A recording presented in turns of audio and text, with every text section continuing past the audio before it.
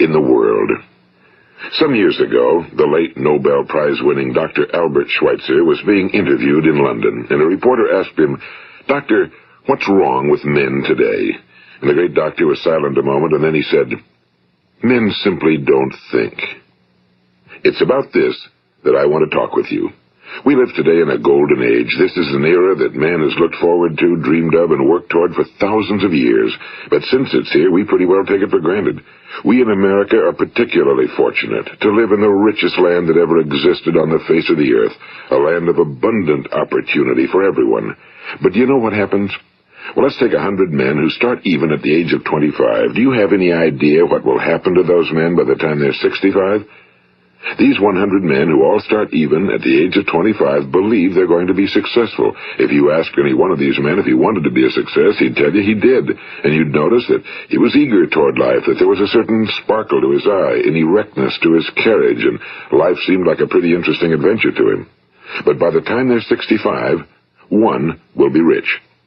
4 will be financially independent. 5 will still be working. 54 will be broke.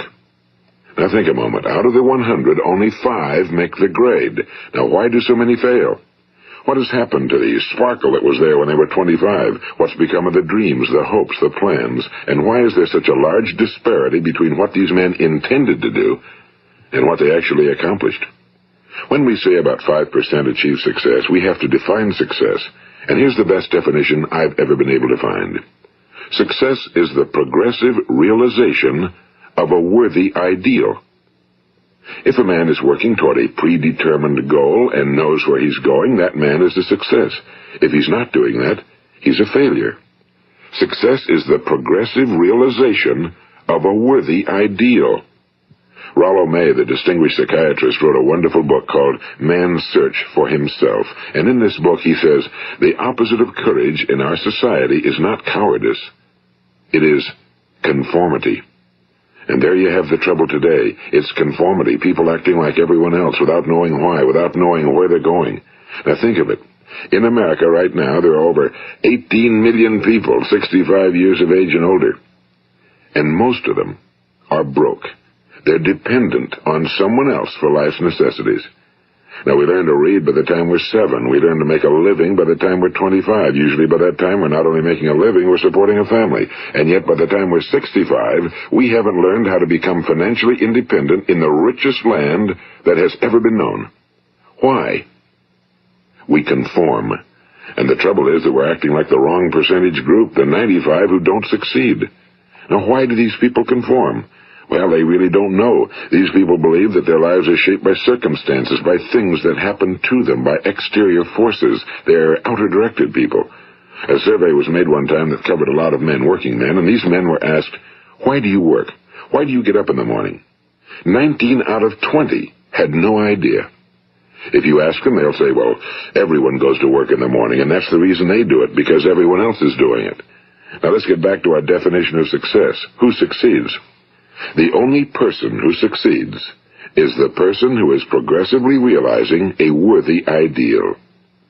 He's the person who says, I'm going to become this, and then begins to work toward that goal. I'll tell you who the successful people are. A success is the school teacher who's teaching school because that's what he or she wants to do. The success is the woman who's a wife and mother because she wanted to become a wife and mother and is doing a good job of it. The success is the man who runs the corner gas station because that was his dream. That's what he wanted to do. The success is the successful salesman who wants to become a top-notch salesman and grow and build with his organization. A success is anyone who is doing deliberately a predetermined job because that's what he decided to do deliberately. But only 1 out of 20 does that. That's why today there isn't really any competition unless we make it for ourselves. Instead of competing, all we have to do is create. You know, for 20 years, I looked for the key which would determine what would happen to a human being. Was there a key I wanted to know which would make the future a promise that we could foretell to a large extent? Was there a key that would guarantee a person's becoming successful if he only knew about it and knew how to use it? Well, there is such a key, and I've found it.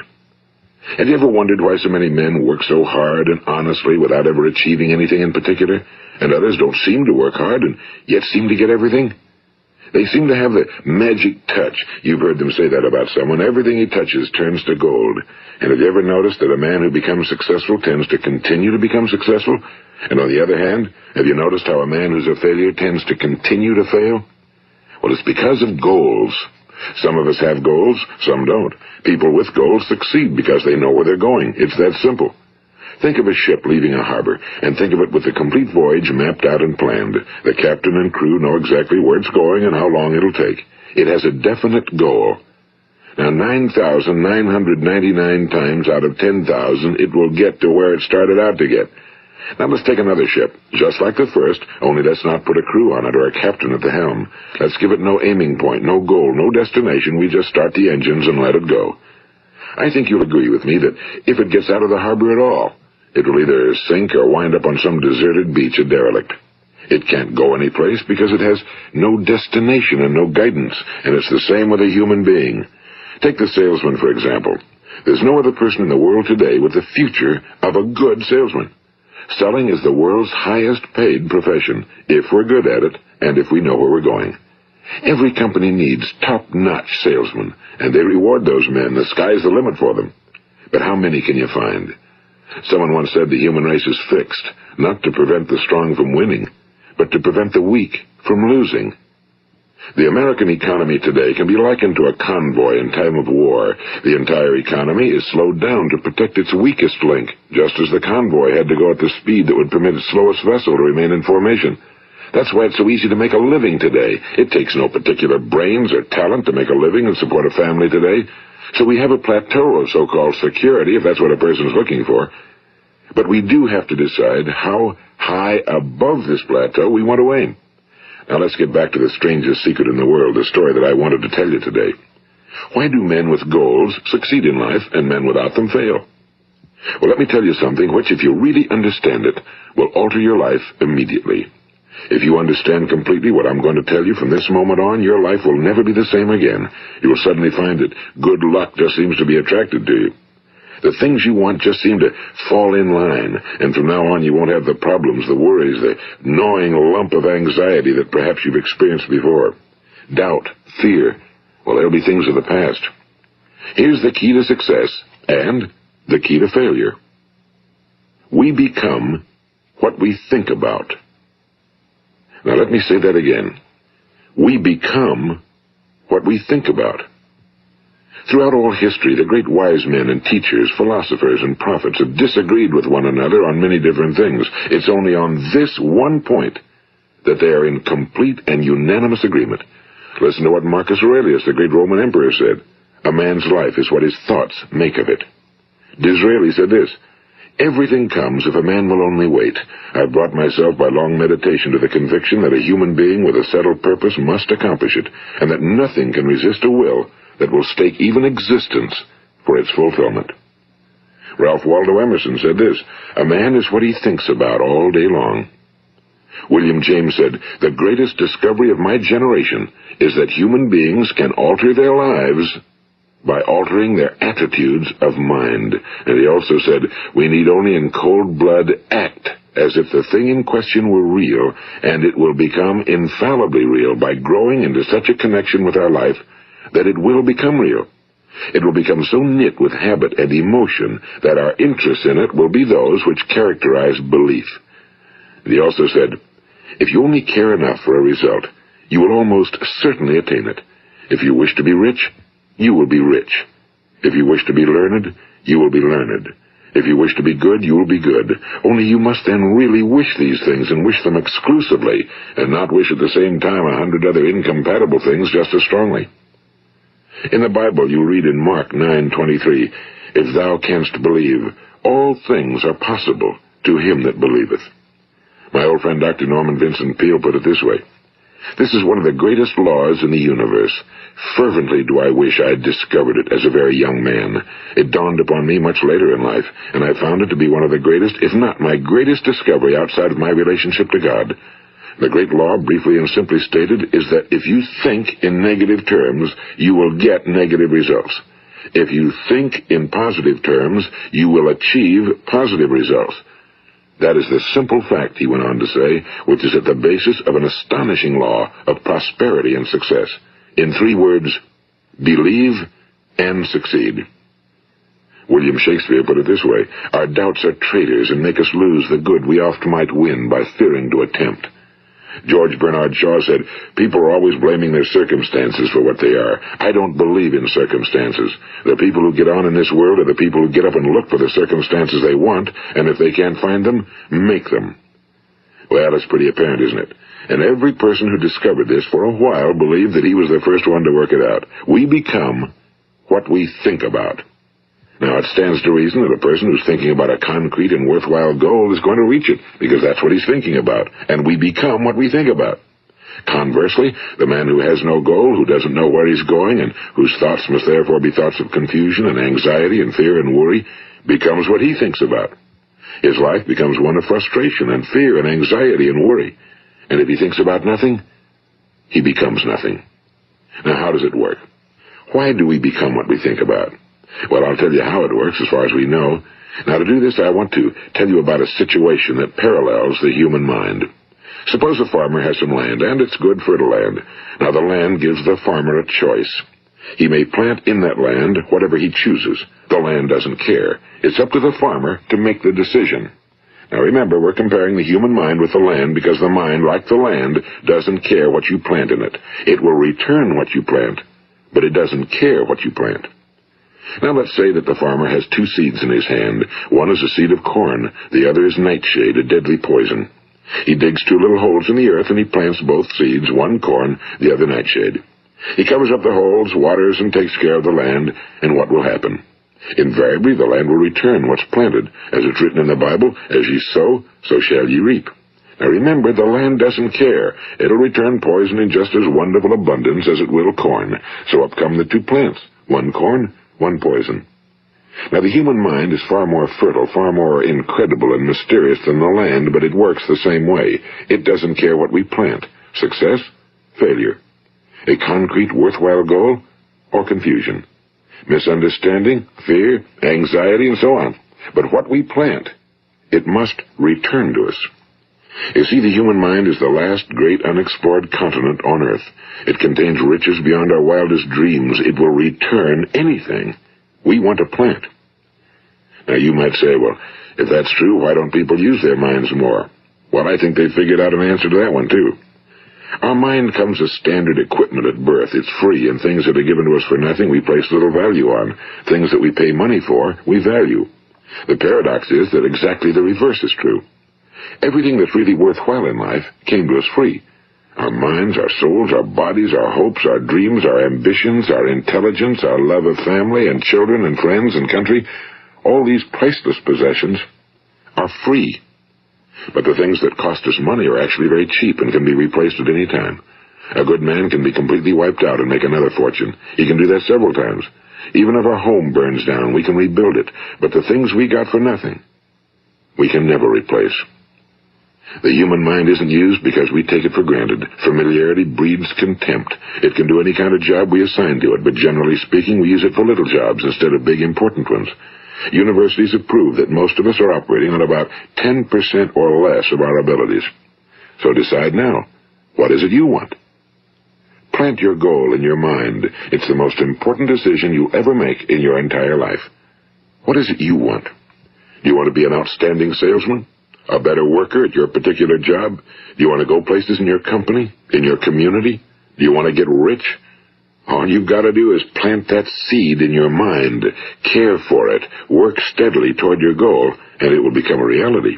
It not only will, there's no way that it cannot.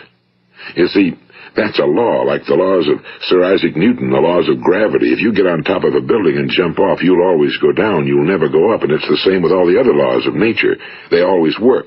They're inflexible. Think about your goal in a relaxed, positive way. Picture yourself in your mind's eye as having already achieved this goal. See yourself doing the things you will be doing when you've reached your goal.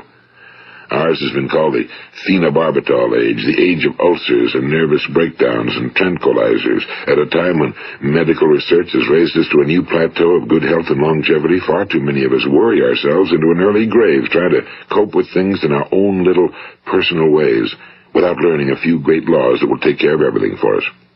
These things we bring on ourselves through our habitual way of thinking. Every one of us is the sum total of his own thoughts. He is where he is because that's exactly where he really wants to be, whether he'll admit that or not. Each of us must live off the fruit of his thoughts in the future, because what you think today and tomorrow, next month and next year, will mold your life and determine your future.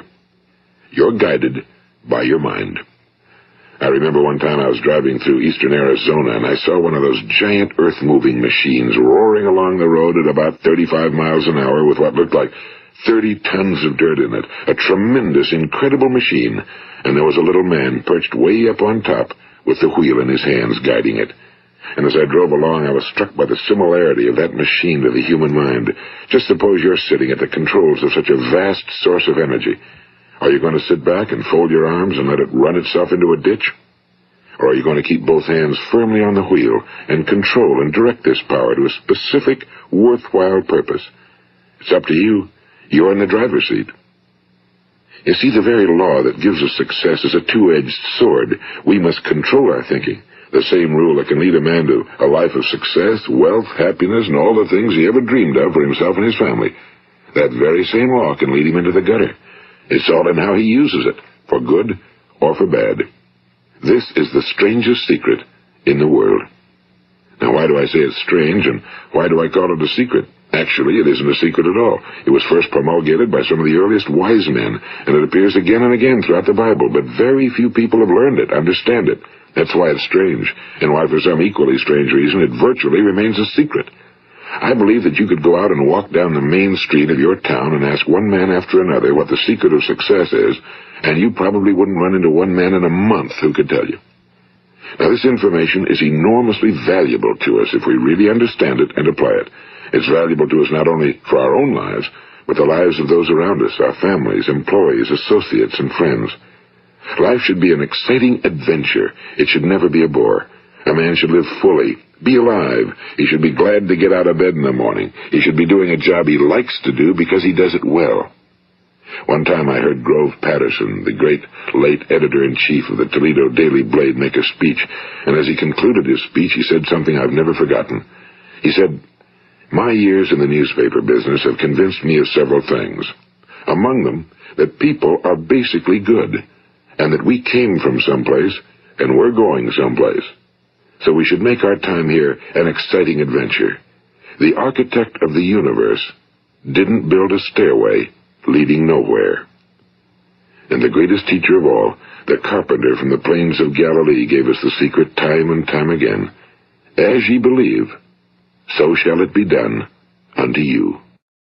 I've explained the strangest secret in the world and how it works. Now, on this side, I want to explain how you can prove to yourself the enormous returns possible in your own life by putting this secret to a practical test. I want you to make a test that will last 30 days. It isn't going to be easy, but if you'll give it a good try, it will completely change your life for the better. Now, back in the 17th century, Sir Isaac Newton, the English mathematician and natural philosopher, gave us some natural laws of physics which apply as much to human beings as they do to the movement of bodies in the universe. And one of these laws is that for every action, there is an equal and opposite reaction. Simply stated, as it applies to you and me, it means we can achieve nothing without paying the price. The results of your 30-day experiment will be in direct proportion to the effort you put forth.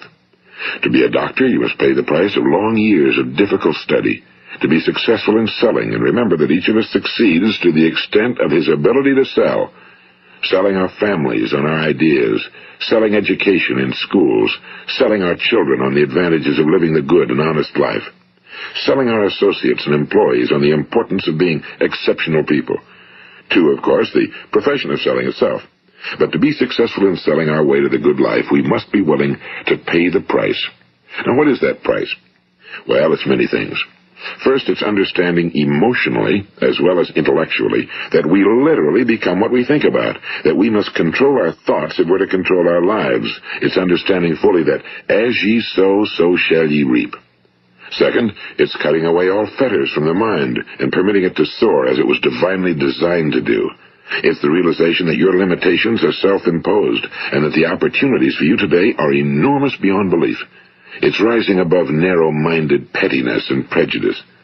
And third, it's using all your courage to force yourself to think positively on your own problem, to set a definite and clearly defined goal for yourself, to let your marvelous mind think about your goal from all possible angles, to let your imagination speculate freely upon many different possible solutions, to refuse to believe that there are any circumstances sufficiently strong to defeat you in the accomplishment of your purpose, to act promptly and decisively when your course is clear, and to keep constantly aware of the fact that you are, at this moment, standing in the middle of your own acres of diamonds, as Russell Conwell used to point out.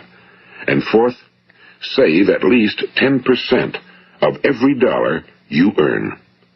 It's also remembering that no matter what your present job, it has enormous possibilities if you're willing to pay the price. Now let's just go over the important points in the price each of us must pay to achieve the wonderful life that can be ours. It is, of course, worth any price. 1. You will become what you think about. 2. Remember the word imagination and let your mind begin to soar. 3. Courage. Concentrate on your goal every day. 4. Save 10% of what you earn. And 5. Action. Ideas are worthless unless we act on them. Now, I'll try to outline the 30-day test I want you to make. Keep in mind that you have nothing to lose by making this test and everything you could possibly want to gain. There are 2 things that may be said of everyone. Each of us wants something, and each of us is afraid of something. I want you to write on a card what it is you want more than anything else. It may be more money. Perhaps you'd like to double your income or make a specific amount of money. It may be a beautiful home. It may be success at your job. It may be a particular position in life. It could be a more harmonious family. Each of us wants something. Now write down on your card specifically what it is you want. Make sure it's a single goal and clearly defined. You needn't show it to anyone, but carry it with you so that you can look at it several times a day. Think about it in a cheerful, relaxed, positive way each morning when you get up, and immediately you have something to work for, something to get out of bed for, something to live for. Look at it every chance you get during the day and just before going to bed at night. And as you look at it, remember that you must become what you think about, and since you're thinking about your goal, you realize that soon it will be yours. In fact, it's yours really the moment you write it down and begin to think about it. Look at the abundance all around you as you go about your daily business. You have as much right to this abundance as any other living creature. It's yours for the asking. Now we come to the difficult part. Difficult because it means the formation of what is probably a brand new habit, and new habits are not easily formed. Once formed, however, it will follow you for the rest of your life. Stop thinking about what it is you fear. Each time a fearful or negative thought comes into your consciousness, replace it with a mental picture of your positive and worthwhile goal. And there will come times when you'll feel like giving up. It's easier for a human being to think negatively than positively. That's why only 5% are successful. You must begin now to place yourself in that group. For 30 days, you must take control of your mind. It will think about only what you permit it to think about. Each day for this 30-day test, do more than you have to do. In addition to maintaining a cheerful, positive outlook, give of yourself more than you've ever done before. Do this knowing that your returns in life must be in direct proportion to what you give. The moment you decide on a goal to work toward, you're immediately a successful person. You are then in that rare and successful category of people who know where they're going. Out of every 100 people, you belong to the top 5. Don't concern yourself too much with how you're going to achieve your goal. Leave that completely to a power greater than yourself. All you have to do is know where you're going. The answers will come to you of their own accord and at the right time. Remember these words from the Sermon on the Mount, and remember them well. Keep them constantly before you this month of your test. Ask, and it shall be given you. Seek, and ye shall find. Knock, and it shall be opened unto you. For every one that asketh receiveth, and he that seeketh findeth, and to him that knocketh it shall be opened. It's as marvelous and as simple as that.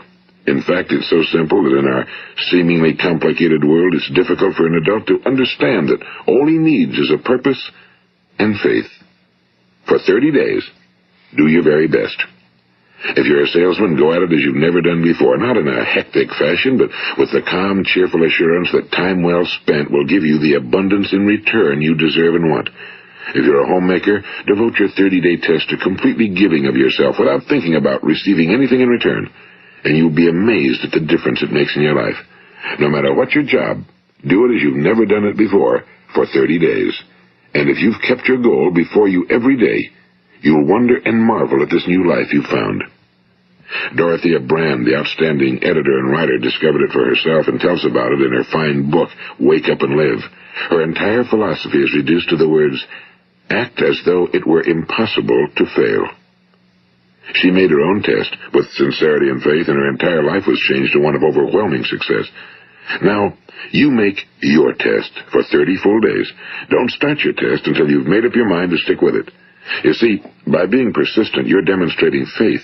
Persistence is simply another word for faith. If you didn't have faith, you'd never persist. If you should fail during your first 30 days, by that I mean suddenly find yourself overwhelmed by negative thoughts, you've got to start over again from that point and go 30 more days. Gradually, your new habit will form until you find yourself one of that wonderful minority to whom virtually nothing is impossible. And don't forget the card. It's vitally important as you begin this new way of living.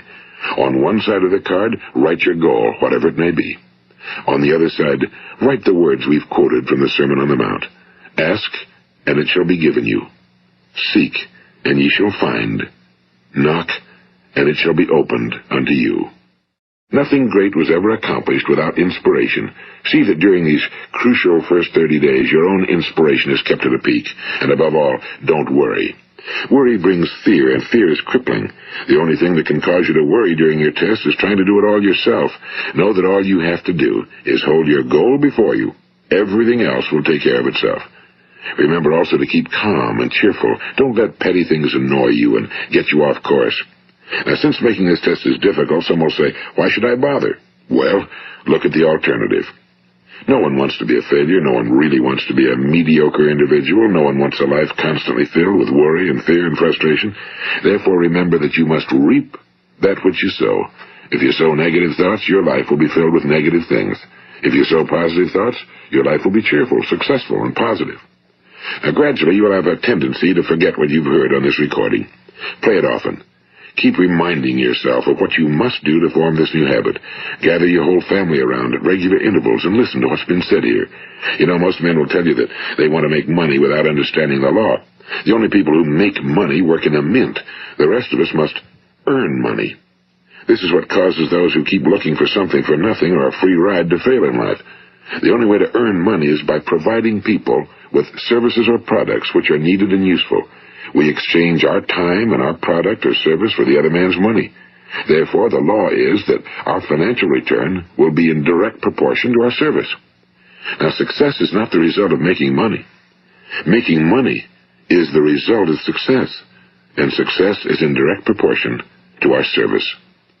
Most people have this law backwards. They believe that you're successful if you earn a lot of money. The truth is that you can only earn money after you're successful. It's like the story of the man who sat in front of the stove and said to it, "Give me heat, and then I'll add the wood."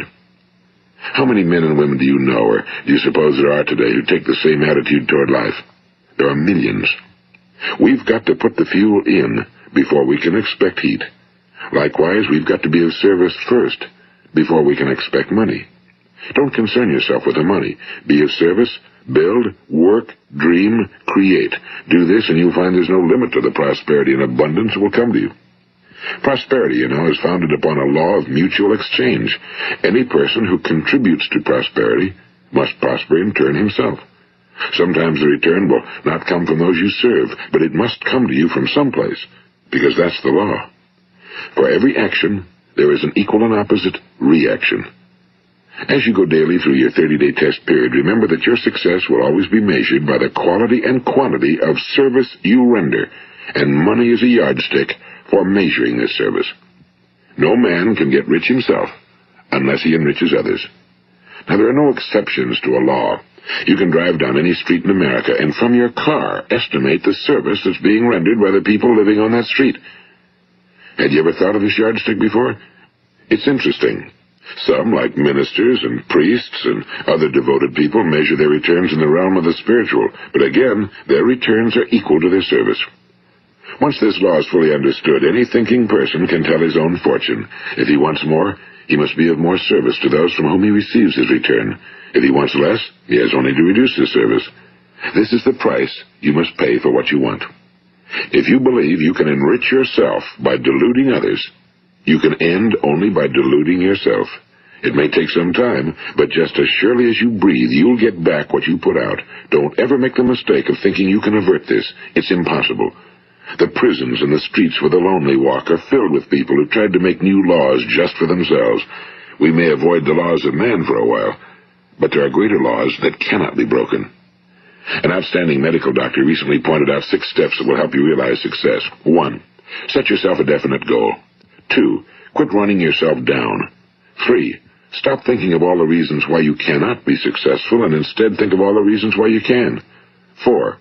Trace your attitudes back through your childhood and try to discover where you first got the idea you couldn't be successful, if that's the way you've been thinking. 5.